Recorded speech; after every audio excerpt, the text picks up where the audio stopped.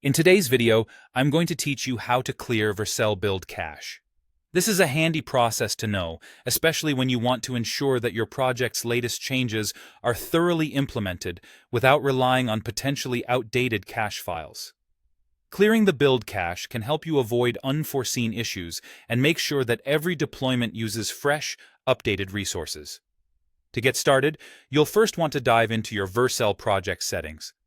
Once you're inside, look for the section titled Environment Variables. This is where you'll be able to manage and adjust settings that can influence how your projects are built and deployed on Vercel. If you're unfamiliar with environment variables, they are essentially settings that can control the behavior of the software in each phase of your application's lifecycle, from development to production. Now comes the crucial part: adding a new environment variable. You'll need to create a variable specifically designed to bypass the build cache.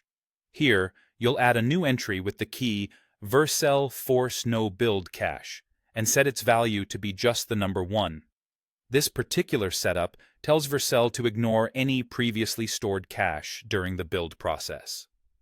By bypassing the cache, you're ensuring that every single file is treated as new, and all your code changes are taken into account for the deployment process.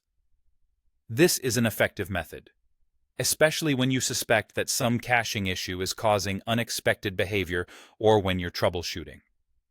Once this environment variable is set up, what happens next is quite straightforward. Any subsequent deployments you trigger will automatically skip using the build cache.